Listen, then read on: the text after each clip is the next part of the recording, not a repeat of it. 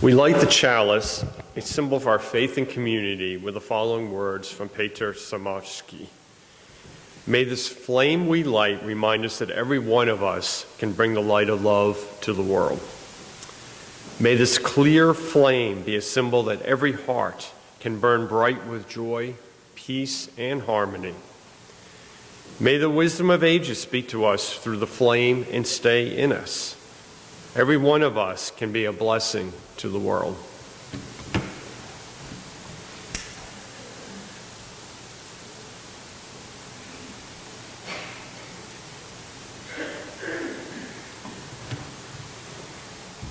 All who wish to do so. Our reading this morning is from the UUA, Standing on the Side of Love. Most trace the beginning of the Transgender Day of Remembrance back to a night in late November 1998. The murder of Rita Hester on November 28th of that year in Boston shook the local community.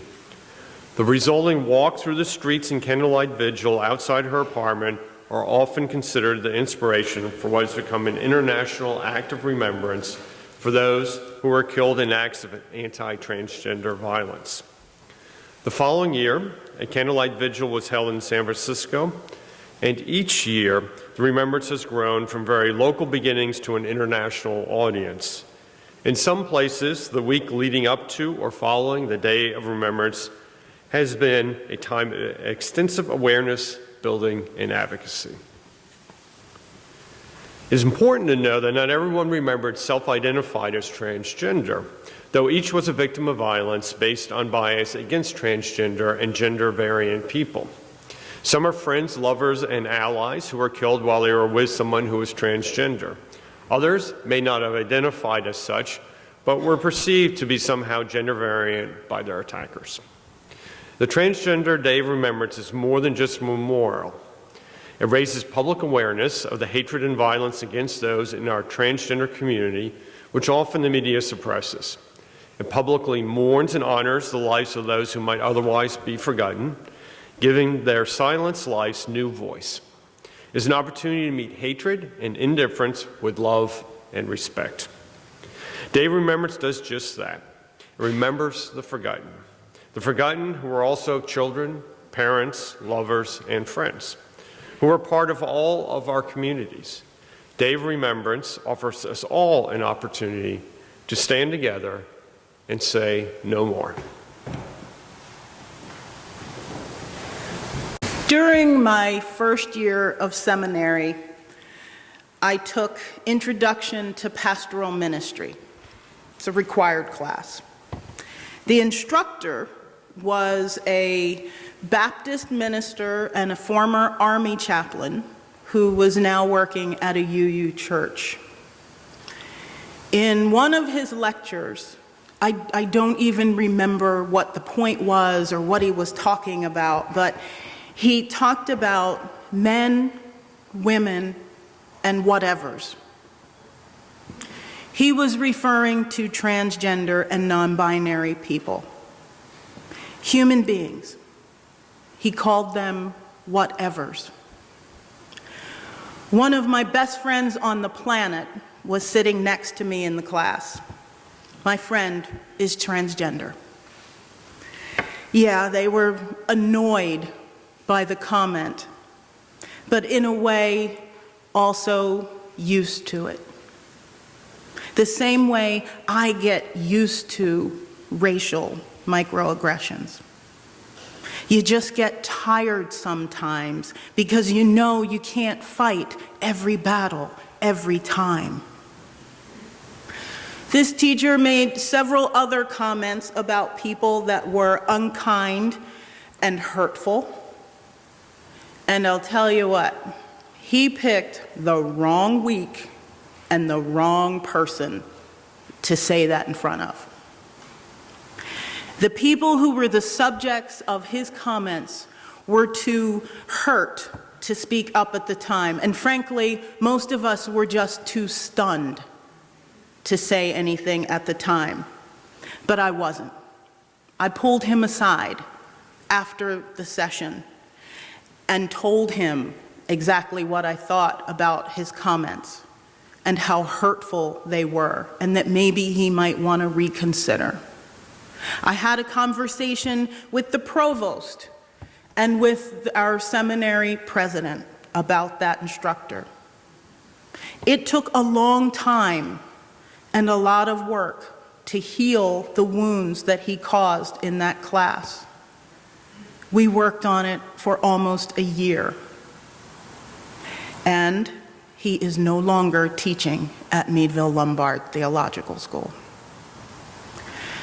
My friend presents now as a white male and is totally committed to being a strong ally for people of color as we work to dismantle the culture of white supremacy.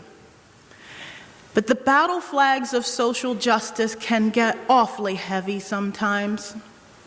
Sometimes when my flag is too heavy and I'm weary from the fight, my friend picks it up and marches beside me and says, "I'll take this for a while." And when their flag gets heavy, I say, "I've got this." And we keep on marching. That's what real friends, real siblings, what real allies do. Transgender Day of Remembrance is an opportunity for me and for all of us to carry the flag of our transgender siblings and to remember those who were killed not because of something they did or didn't do, but simply because of who they are. Now, I wish I could tell you this morning that Unitarians and Universalists and Unitarian Universalists have been longtime supporters of gay, lesbian, transgender, and queer rights. But I can't. Yes, we've preached equality and free will and universal love and salvation for hundreds of years, but we didn't really put it into practice right away. We didn't walk the talk for a long time. In 1967, the UUA conducted a survey of its members, which showed that nearly 88% of those asked believed that homosexuality should be discouraged. 80% of them believed by education, and 8% of them really thought it should be done by law. 2 years later, in 1969, an existing minister, Reverend James Stoll, publicly declared his homosexuality. In 1972, we added Invisible Minority, an adult religious education class, and shortly thereafter opened the UUA Office of Gay Concerns, which would become the Office of Lesbian, Bisexual, and Gay Concerns. We were starting to move in the right direction. In 1979, Reverend Doug Strong became the first out gay man to be called by a UU church when he was installed in Augusta, Maine. But it wasn't until the late 1990s that we were really ready to embrace gender identity. In 1996, what seems like just a few years ago, we established the Office of Bisexual, Gay, Lesbian, and Transgender Concerns and launched transgender training for the Ministerial Fellowship Committee and religious educators. In 2002, we updated our Welcoming Congregations Handbook to reflect gender-neutral pronouns and to be more inclusive of transgender and non-gender binary congregants. That same year, Reverend Sean Parker Dennison became the first called transgender minister. In 2017, this year, 2 transgender ministers were called when Reverend Dawn Fortune came to the UU congregation of the South Jersey Shore and Reverend Otto O'Connor came to First Parish in Malden. TRUST, which stands for the Transgender Religious Professional UUs Together, is an affinity group of educators, musicians, youth, seminarians, and ministers that advocates for the gifts, safety, liberation, and leadership of trans religious professionals in UU ministries and institutions. It's now up to 44 members. This year, at General Assembly in New Orleans, they brought before the Assembly a proposal to change the wording of our second source from the words and deeds of prophetic women and men to the words and deeds of prophetic people. Not one person stood to talk against it. They're making progress within the association, and I'm proud to be an ally in their fight. Outside the association, there's still much less acceptance. There was an article in Newsweek a couple of weeks ago with the headline, "Under the Trump administration, there have been more transgender deaths in the US than ever before." The author points to the anti-transgender rhetoric that began last year during the presidential campaign and has continued this year through direct action. But before we talk about some of that, let's be clear as to who we're talking about. There are three concepts you should understand for purposes of our conversation. There's natal sex, which is your biological sex. That's what your chromosomes and your genes and your hormones say you are. There's gender identity, which is what you feel you are on the inside. And then there's gender expression, which is how you present yourself to the world. Transgender is an umbrella term that includes people who cross those dominant concepts of gender. Those whose gender identity is different from what is typically associated with what appears on their birth certificate. This could include men, women, non-binary, gender fluid, gender queer, gender diverse, and gender expansive people. The most important part is that they are people. Human souls, just like us.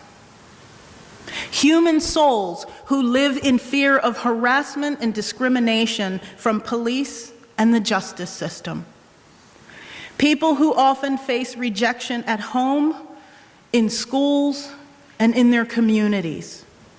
Only 16 states and the District of Columbia have added gender identity to their hate crimes laws.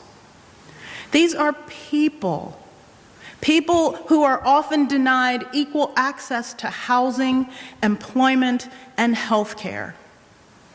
Almost 1/3 of all transgender people live in poverty, and their rate of unemployment is double the national rate. More than 30% of them report being fired or denied a promotion or otherwise discriminated against at work just because of who they are. 20% rely on the underground economy of sex work, drug sales, and other illegal activity just to survive. These are human beings, our siblings, who struggle for equal access to the healthcare system. Many are uninsured and can't afford care. Many don't go to the doctor for fear of being discovered or discriminated against. Even if they wanted to officially change their gender, it would be a red tape nightmare to do so. Only Oregon and the District of Columbia will let you change the sex on your driver's license without having a full medical certification. California is going to start doing this in 2019. Washington State and New York are thinking about it. That's 46 other states that have been silent. Our transgender siblings are more likely to suffer domestic violence than other people. Nearly 50% are victims of sexual assault, physical or emotional abuse. Transgender youth are especially at risk. They're often excluded and bullied and called names and tormented by their peers. A recent study revealed that 40% of transgender youth have attempted suicide, and that not even half of them have a supportive family member at home to whom they can turn. Is it really possible that things could now suddenly be worse for our siblings in this political climate? Yes. In February, one of the first things President Trump did was overturn Justice Department guidelines that allowed the use of federal law to protect transgender students in public schools. In July, in a blow to workplace rights, Attorney General Jeff Sessions announced his opinion that Title VII of the Civil Rights Act of 1964 does not protect employees from discrimination based on gender identity. This is contrary to several past rulings of the EEOC. In August, the President announced a reversal of Obama-era policy and called for a ban on transgender service in the armed forces, leaving the fate of 15,000 active personnel in question. Several military leaders and government personnel have spoken out against this ban.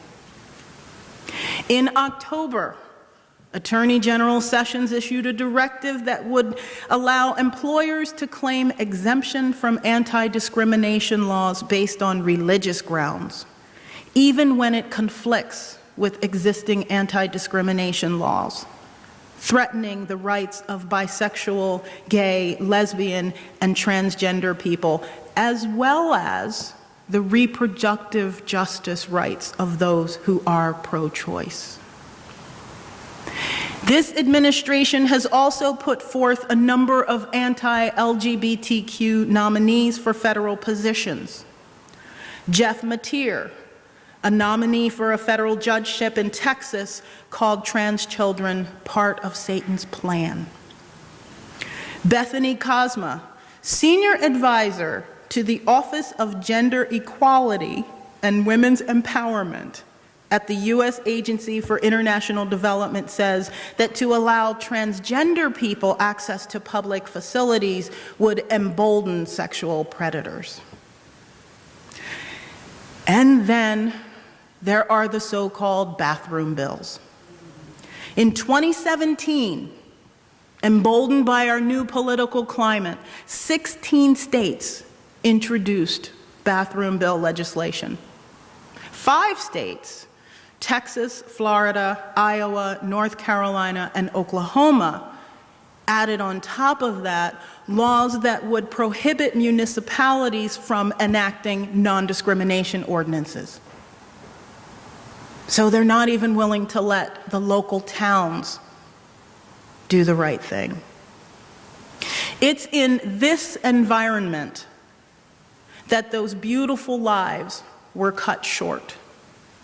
It's in this climate of hatred and intolerance that they paid the ultimate price for doing nothing more than simply living their lives and being themselves.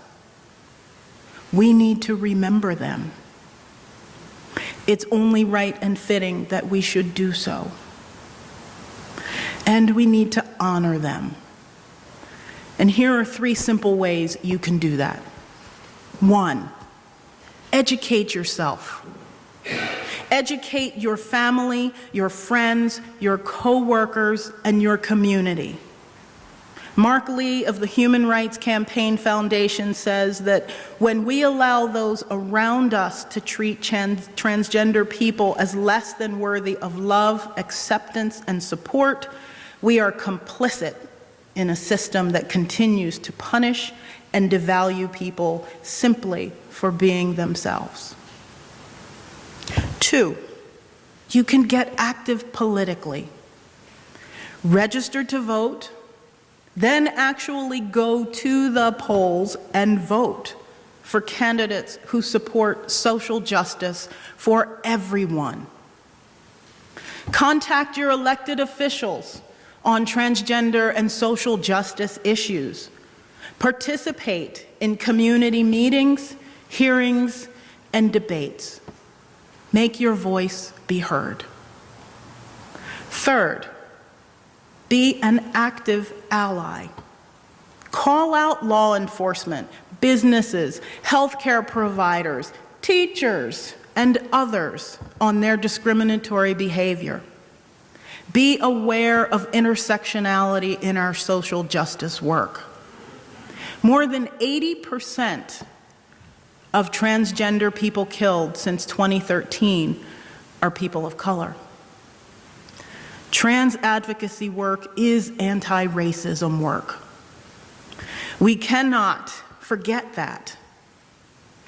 If we are dedicated to the liberation of one, we must be dedicated to the liberation of all. Skylar Lee is a junior in high school, and he's been an activist in this fight now for 4 years as a junior in high school. He says, we can't separate the conversation between racial justice and LGBTQ justice when our oppression and liberation are interconnected with one another. Our identities are intersectional simply because we exist. Talk about out of the mouths of babes. If you can't get out and do the work, contribute financially. If you aren't sure how you can help, or you just want to know more, come to the panel discussion on transgender awareness that we're having here at USG next Sunday, December 3rd, after service. It's part of our Welcoming Congregations program. There will be a lot of resources available and panelists from outside agencies and organizations who will be able to answer any questions that you have. So today, we remember India and Jojo and Jaquarius and Sherelle and the others who lost their lives this year. They were dancers, artists, singers, and business people. They were friends, neighbors, and cousins. They were tennis fans, pet owners, and Scrabble players. They were someone's child, no different than you or I, just trying to live their lives. They may be gone from our sight, but let us remember the light each of them brought to this world. Let us honor and celebrate the light of their souls.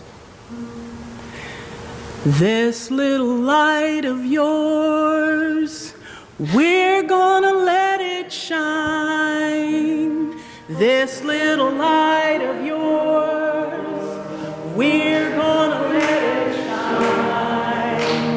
This little light of yours, we're gonna let it shine. Let it shine, let it shine, let it shine. Everywhere we go, everywhere we go, we're gonna let it shine. Everywhere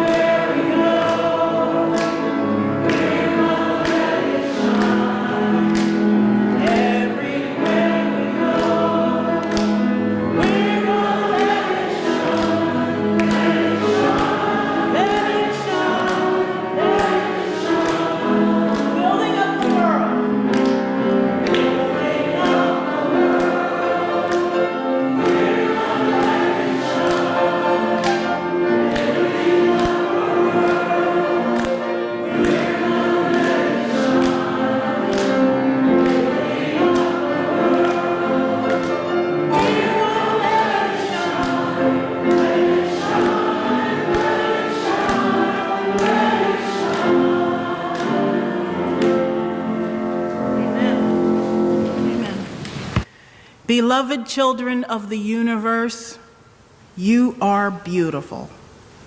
You are whole. You are good. You are sacred. You are loved.